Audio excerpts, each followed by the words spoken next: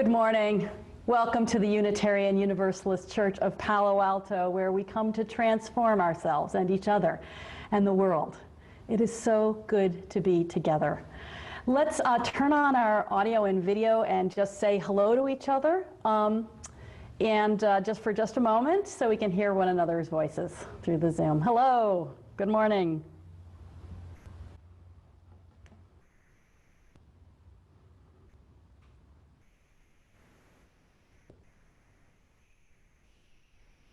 Good morning.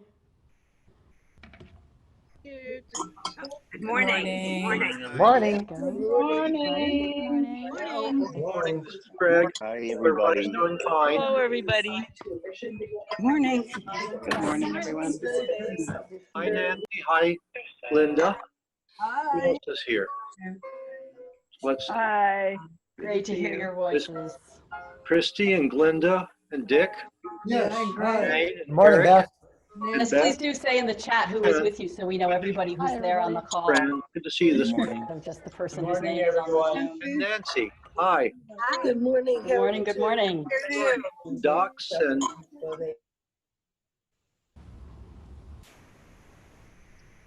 Good morning. You can see the order of service for today by following the link that's in your chat. Please click on what's happening to see lots of events coming up in the next couple of weeks at UUCPA. And now, let us begin our service.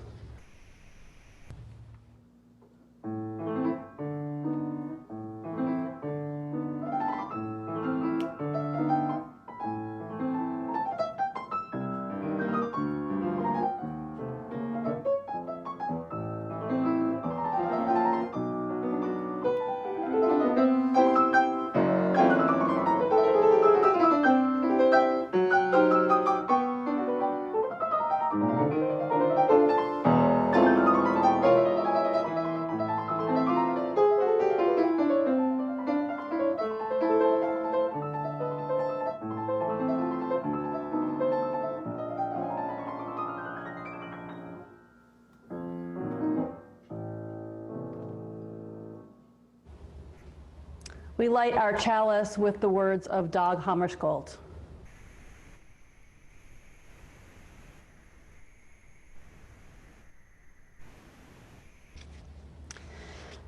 You are not the oil, you are not the air, merely the point of combustion, the flash point where the light is born. Let us bravely and gladly be the flash point that allows light to burst forth and illumine a world that so needs that light. With our centering words each week, we draw on one of the sources of our living tradition. Today's words come from the prophet Micah in the Bible. He has told you, O mortal, what is good. And what does the Lord require of you? But to do justice, and to love kindness, and to walk humbly with your God. Let us follow the sound of the bell into silence.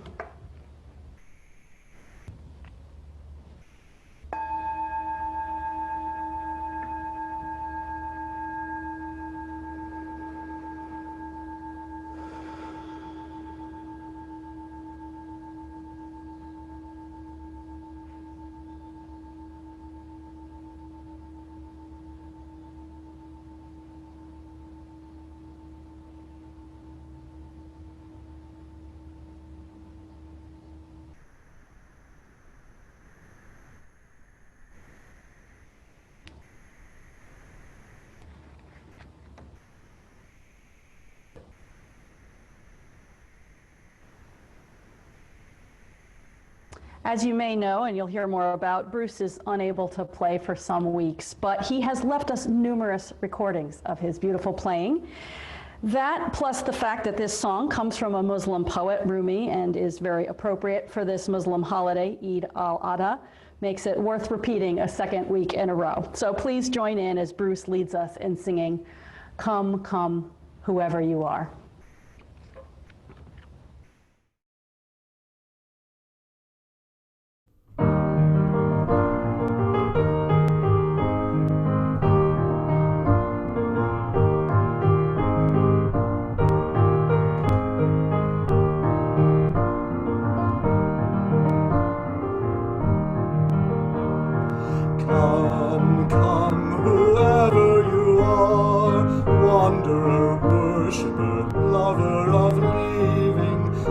Ours is no caravan of despair. Come yet again, come. Come, come, whoever you are, wanderer, worshipper, lover of leaving. Ours is no caravan of despair. Come yet again, come.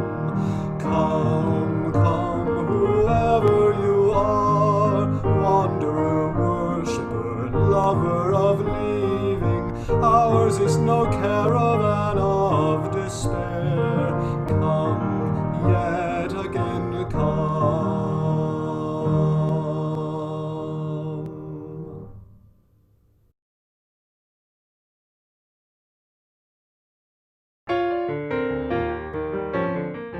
Our human friends, they're all worried about COVID and about the election and about racism. And me, I'm worried about global climate change. I guess I'm just worried and kind of stressed out. Those are big things for you to feel worried about.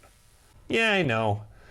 And there isn't much that one opossum can do about those big things. But some of my friends were telling me about this mindfulness stuff and that I could try it and I'd feel immediately better.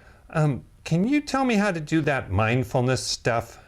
Well, it's a soteriological solution based in non-Western notions of samsara and nirvana, and applying it to a Western postmodern context may not be philosophically defensible. Sharpie, I don't even know what you just said. I'm worried and stressed out, and I need to do something to feel better. Can you help me? I can tell you about Confucian quiet sitting. It's a kind of mindfulness, and maybe it will help. If you're going to do something like that, I'm feeling stressed out too. I'd like to participate too. Humans sit in a chair, but we can just sit on the ground. And with your back straight, and your eyes slightly down, and your hands on your knees. Sharpie, we don't have knees. Just put your hands where they're comfortable. Pay attention to your mind, heart. Now let yourself become quiet. Think about what you've done today. If you've done things that make you feel uncomfortable, think about what you would have done differently. If you've done things that make you feel like you're a good person, think about how you can do them again. Sit quietly and think about how you can extend your goodwill out into the world.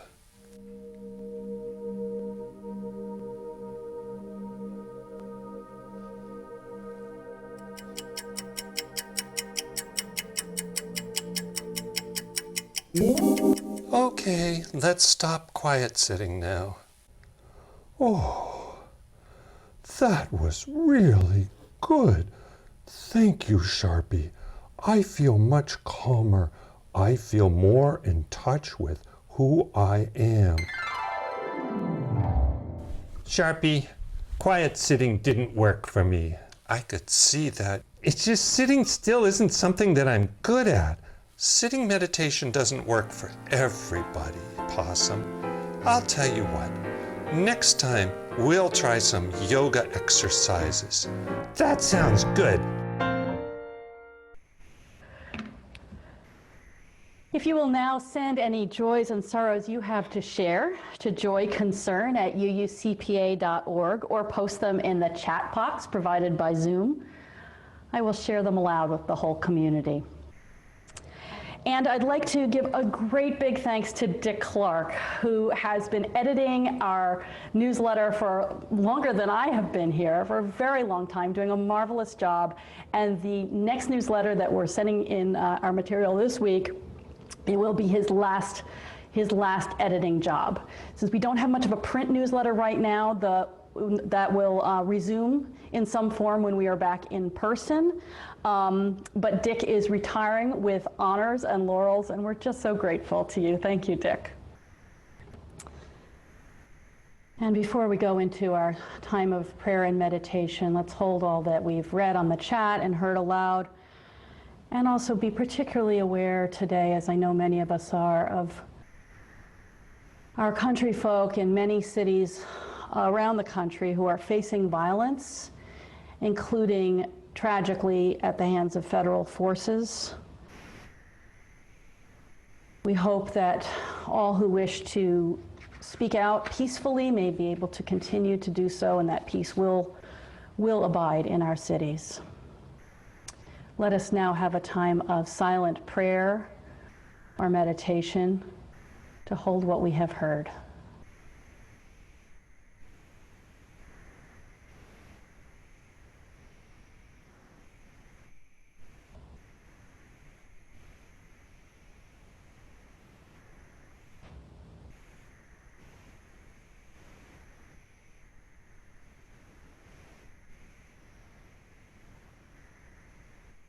Blessed be. Now let us sing together. Forward Through the Ages, again, will be led by Bruce on the piano. The words are in your order of service.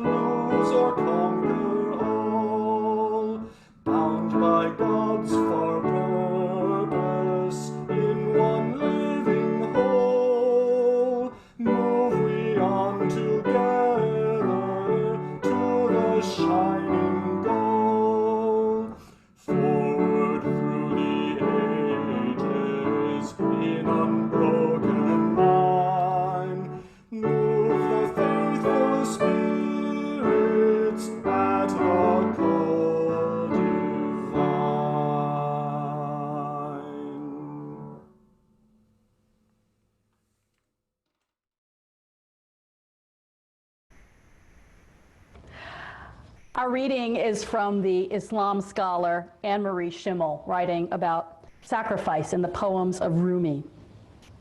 Since love requires sacrifice and rewards us only later, it is often depicted by Rumi as cruel. For instance, as a rag man who carries away everything that is old in order to clean up the place. As for the lover, his only goal is indeed to become one with the object of his love. He wants to give up his self, his soul, everything. Who does not know Rumi's story of the lover who knocked at the beloved's door and was sent away because he said, "I am here"? It was only on his return, after maturing for a year in the flames of separation, when he answered the question, "Who is it?" by saying, "It is you, beloved," that he was then admitted. He had sacrificed his I in order that the beloved might be all. For who else but the divine beloved has the right to say I? Indeed, it is easily possible to see every act in life as a sacrifice.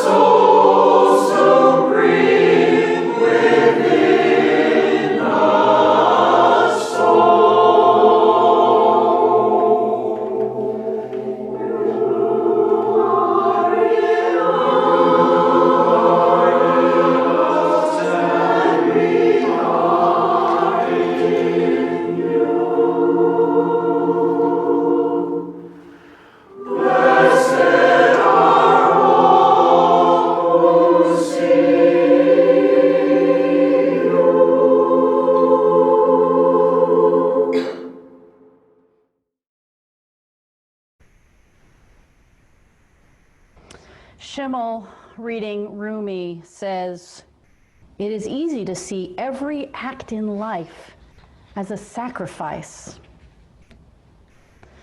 Every act. Perhaps that's rhetoric talking. One can get a little carried away when writing about mystics. But if we begin to focus on sacrifice, it does begin to appear everywhere.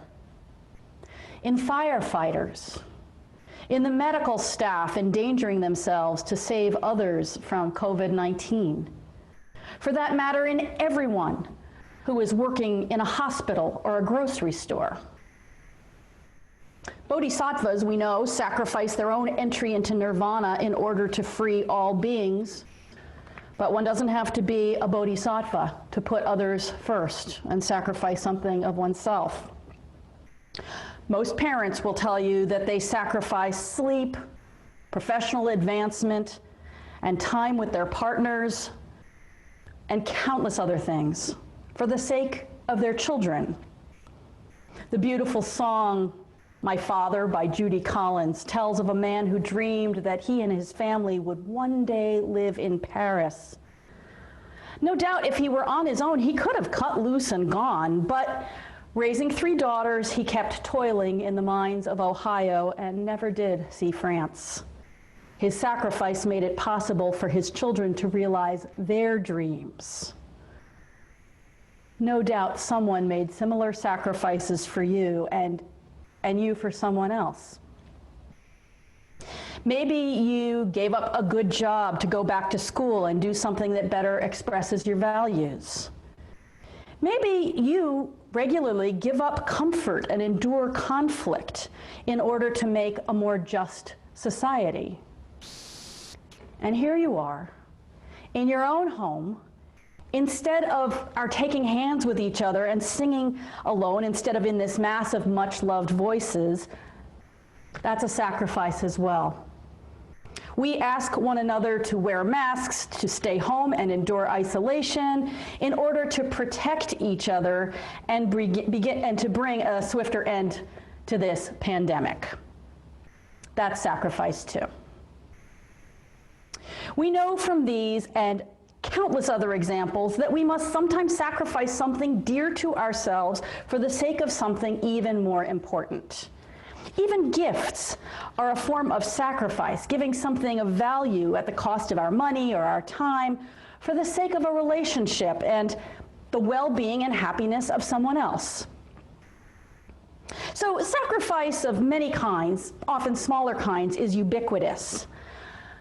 But just the same, we are not always so comfortable with sacrifice. In school, at least here in the countries of the World War II allies, kamikaze pilots sacrificing their lives are viewed with a certain horror. When we learn about them, there is some admiration there, but also suspicion. It smells of fanaticism, of holding life cheap. And there may be no more disturbing tale in the world's scriptures than the one of Abraham following God's command to sacrifice his son. A story told in Genesis in the Jewish and Christian Bibles and in Surah As-Safat in the Quran. It is that story that inspires the festival Muslims are celebrating today, Eid al-Adha, festival of the sacrifice. On this holiday, which comes near the end of Ramadan and to close the Hajj, the pilgrimage to Mecca from all over the world, people all over the world who are faithful to Islam sacrifice a sheep or goat or cow, or they may sponsor such a sacrifice elsewhere if they don't want to carry out animal sacrifice in their own yard. They seek to devote themselves to God as completely and unquestioningly as Abraham did in the story. In both versions, the child survives. God offers an animal in his stead, and so his life is spared. But the father was willing to carry out the sacrifice at the cost of his own beloved son. In one version, he is in the act of lowering the knife. This willingness is absolutely central to the story. Submission to God. Obedience to God's will. Well, that's the meaning of the word Islam. And the word Islam also asserts that that submission is the way to peace. Salam, from the same root. The Muslim version is notably different than the one in Genesis because in the Quran, when Ibrahim has a dream through which God tells him to sacrifice his son, he goes to the son to talk it over. Interestingly, the text doesn't identify which son. Muslim tradition generally holds that it is Ismail, father of the Arab peoples, but some voices within the tradition argue that it is Ishaq, Isaac. In any case, he speaks to his son. He says, I have had this dream. And the child tells him unhesitatingly that they must both carry out God's will. And so in the Quranic version, it is an act of self-sacrifice. And I think we're all a lot more comfortable with self-sacrifice than sacrificing someone else or something precious to someone else. And yet the story is very complex, even so, disturbing. And it's not so foreign to Western culture. Our fiction is full of such stories, such as The Gift of the Magi, which lauds the love of an impoverished couple, each of whom sacrifices their most prized possession in order to have a Christmas gift for the other. In The Fellowship of the Ring, Boromir sabotages the fellowship with his pride, but then he redeems himself by fighting a whole band of orcs by himself, refusing to flee, fighting on past all hope. He knows he is dooming himself in order to give the hobbits time to escape. Even children's fiction sings the praise of sacrifice. Any chess player will tell you that sacrifice is part of the game, and in Harry Potter and the Sorcerer's Stone, as Ron, Harry, and Hermione take the parts of pieces on a great enchanted chessboard, Ron, playing the part of a knight, sacrifices himself so that the others can go on, so that the goal of defeating Voldemort may be reached. He does survive, but he didn't know. Like Abraham, he was willing to make the ultimate sacrifice. And when I was young, I was enthralled by a science fiction novel, I won't give the title so as not to spoil it, in which the heroes try to vanquish the invaders by dropping bombs on their citadel, but bomb after precious bomb slides off the domed roof and explodes harmlessly. They are on the verge of retreating in defeat and despair. It's only when one of our heroes hand delivers a bomb, cradling it against his body as he crouches on the roof, that they are victorious. His self-sacrifice is the ultimate act of courage. And you know, although in school I only learned about the kamikazes, and with that suspicious air to boot, really we feel the same about real life. The kamikazes were not the only fighters in the Second World War to take their devotion to the point of suicide.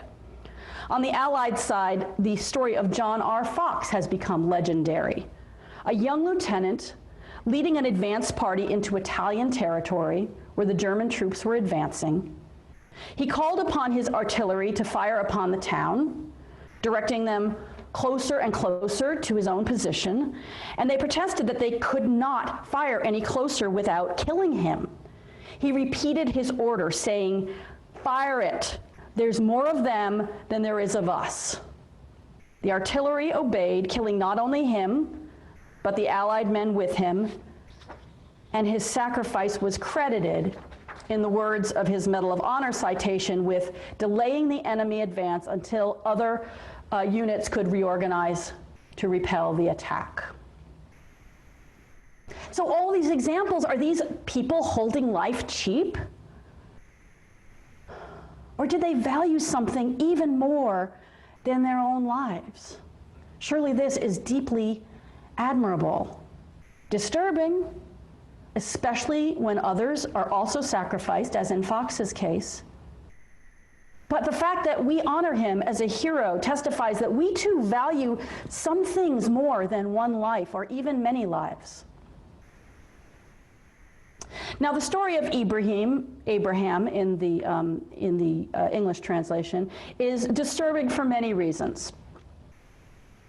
Each deserves a deeper exploration, but I want to just list them so that we can try to put them to one side. The arbitrariness of God's request, the needlessness of it. Are there not other ways to show one's devotion to God? In fact, has Abraham not already done so? Yes, he has. The fact that God would test his most devoted follower at all. There's the issue of the child's fear. There's the issue of the mother's ignorance of the loss she almost suffered. Each of these is a worthy concern. But having stated them, let's do what Rumi does. As a mystic, he zeroes in on what he sees as the message at the heart of the story, a simpler message. Simpler, not easier to follow. The message that to grow near to the holy, we must give up our attachments to everything else. The lover will not answer the door until we have sacrificed even ourselves. Schimmel says again, Mavlana, Rumi, often uses the imagery of the Feast of Sacrifice during the pilgrimage to Mecca. Eid al-Adha. Eid al-Adha, that's the festival that we are in right now. He uses this imagery and he offers himself to the beloved as a fat and handsome sacrificial lamb. A later mystical poem makes a pun that Schimmel thinks Rumi would have appreciated. The heroine wants to become a sacrifice, which is called a qurban, the sacrifice of the animal. She wants to become a qurban in order to be karabani, near. Sacrifice means not only making something holy, but drawing near. Drawing near, in this case, to God, to whatever is most holy. So are we comfortable even with that? And where does it leave an atheist? Should not even the most devout follower of God question things that seem to be divine commands? Now, Woody Allen is not a source I usually cite from the pulpit, but I think he pinpointed the chief problem when he parodied this episode long ago. His God says that Abraham's obedience doesn't prove his humility or faith, but rather, quote, it proves that some men will follow any order, no matter how asinine, as long as it comes from a resonant, well-modulated voice. Surely we must be very cautious before carrying out what we imagine to be God's will. But I don't think that's all that makes us uncomfortable. I think we're uncomfortable with sacrifice itself, even self-sacrifice, and despite the counterexamples I gave. Maybe especially self-sacrifice. Gandhi said it was nothing to fear, that real sacrifice lightens the mind of the doer and gives him a sense of peace and joy, that it's really gives us our heart's desire.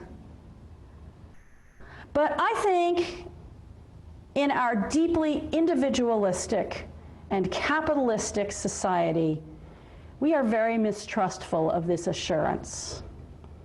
We only see the loss.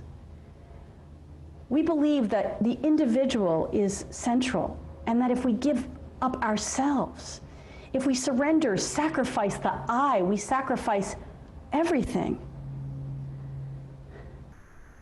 It's hard for us to believe that we must lose ourselves to find what is most precious, what we most truly need.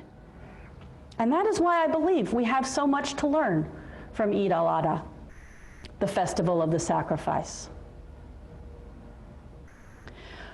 Rumi tries to convince us that God is not a dictator, not even a stern father, but the closest of friends, the most passionately desired, the one that we long for as lovers long for each other. But even if we accept that image of the divine, does it even work in our time, our place, our transactional, suspicious 21st century minds? There's so much assurance in our culture, in fact, in our religion, in our very North American, US American, Unitarian, Universalist religion. There's so much assurance that the way to true love is, on the contrary, for each lover to assert their own I clearly, to be two solitudes, in Rilke's phrase. For example, a favorite wedding reading, one that I love and have heard in numerous weddings that I've officiated, says, "You were born together, and together you shall be forevermore, but let there be spaces in your togetherness. And stand together, yet not too near together, for the pillars of the temple stand apart, and the oak tree and the cypress grow not in each other's shadow." The writer of those beautiful words, Khalil Gibran, was also influenced by Islam and by Sufism in particular, and he is wise and his words are wise. And he is certainly not calling for any kind of self-immolation. But Even he saw the necessity for us to sacrifice our attachment to the self in order to know, to really know our unity with another. Beginning with our closest friends, our lovers, our family, and moving on, ideally, out to the whole world. He says the reason that two lovers should leave spaces between them is so that the winds of the heavens may dance between them. Love should be, he says, a moving sea between the shores of your souls. And the reason that we should, in his words, give our hearts but not into each other's keeping is that only the hand of life can contain our hearts. Like Rumi before him, if not with the same passion, Gibran sees something beyond, something greater than the little self that loves. And the lovers should always be making room for that greater thing, that greater self, the self with a capital S, you might say, even as the little s selves diminish. It is the great self between and beyond us, the flame that burns when we allow oil and air to mix within us, that we may be able to glimpse if we sacrifice some of that attachment to the small self. As Dag Hammarskjöld said, we can be the point of combustion, the flashpoint where the light is born. He also said we are the lens in the beam. We don't create the divine light, but we can focus it or make it wider. And like these other mystics, he urged us not to interpose ourselves, our small s selves, into the great capital S self of which we can partake. If you seek yourself, he warned us, if you seek yourself, you prevent the oil and air from meeting in the flame. You rob the lens of its transparency. It's paradoxical. It's paradoxical, and like paradoxes often are, I think it is difficult and true. To sacrifice oneself for something greater, for the greatest possible something.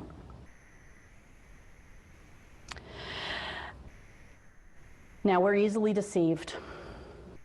Are we really sacrificing ourselves for something greater? Or is it for our own ego?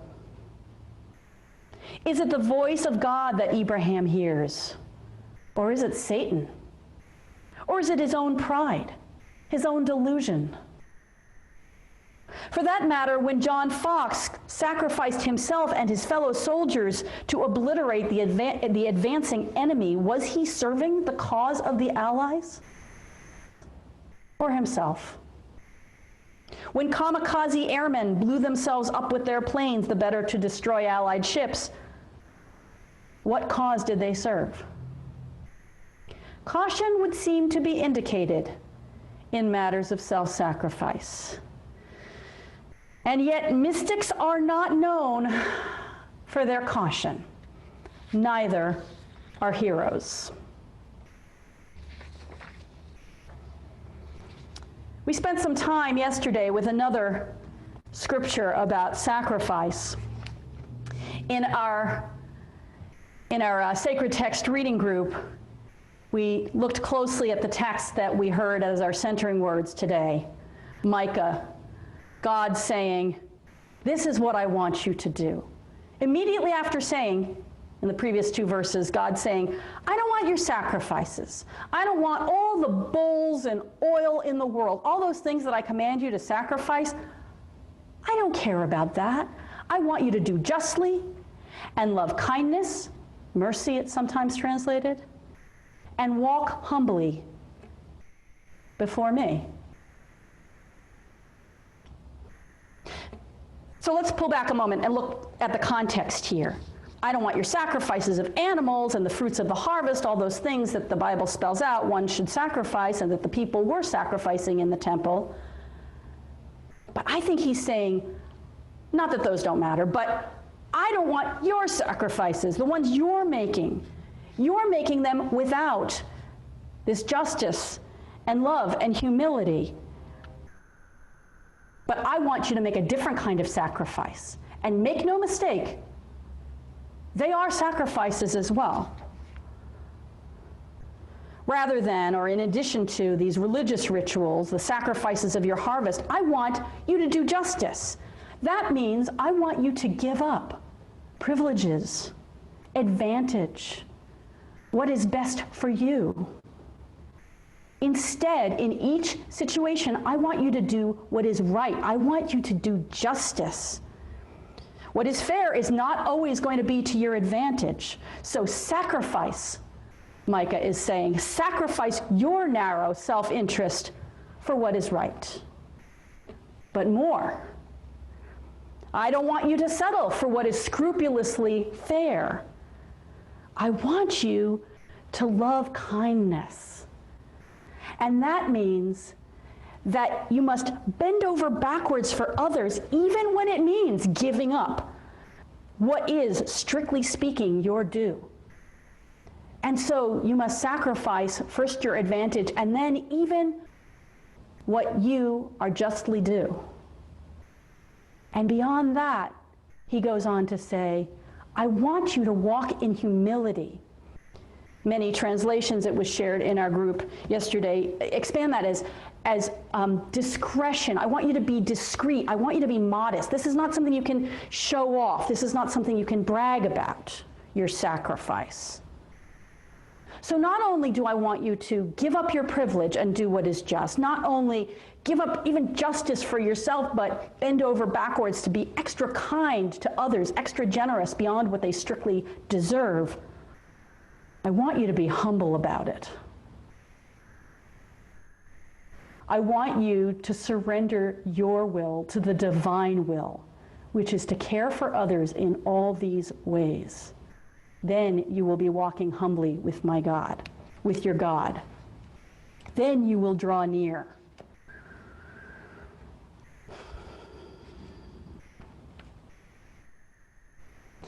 The Song of Kabir promised us, speaking, I imagine, to something like God. You are in us and we are in you. You are the supreme soul within the soul.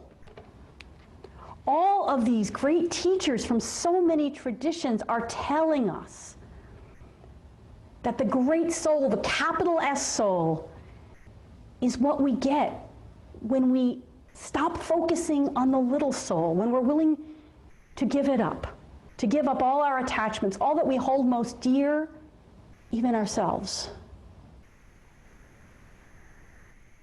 So many great teachers tell us that we must sacrifice what we think we want in order to have the greatest longing of our souls fulfilled. According to Islam, that longing takes us beyond the self. According to Buddhism, it takes us beyond even longing.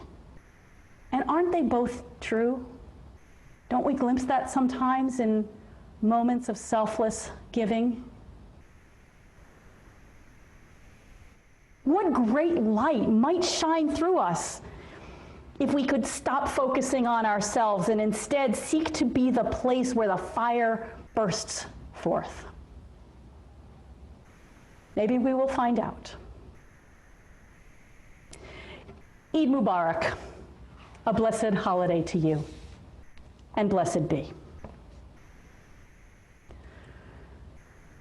Let us now give and receive the offering. We do not have to offer human beings. We do not have to offer animals. We offer simply what we can from the goodness, the good fortune that flows through our lives. So let us give in order to support this liberal religious community.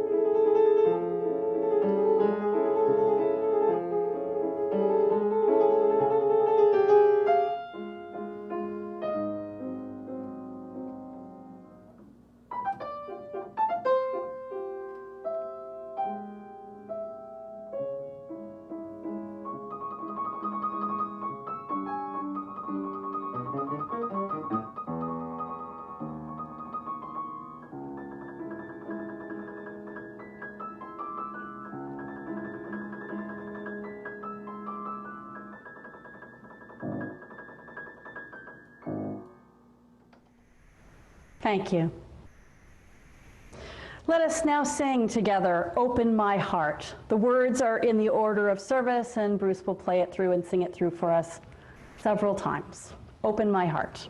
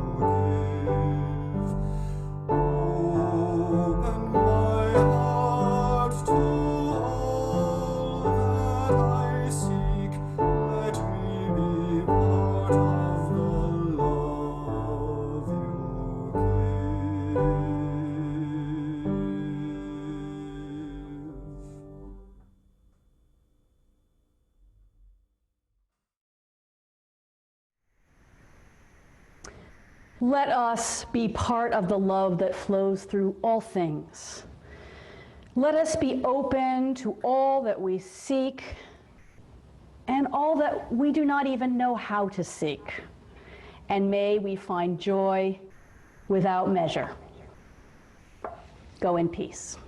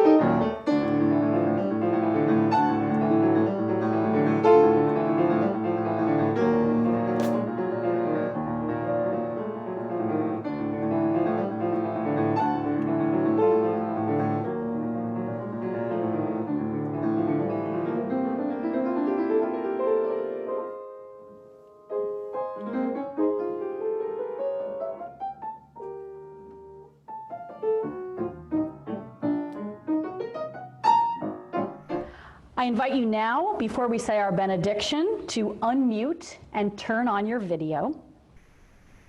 Start trying to do that now. Please stay after the benediction, and you will be randomly assigned to a breakout room. A great way to start the discussion in each room is please have everyone introduce themselves with their name and pronouns. And if you want to move to another room after a while, after you've talked to everybody in that room, come back to the main room, and the host who will be there can send you to a new one. The rooms will be open for about half an hour.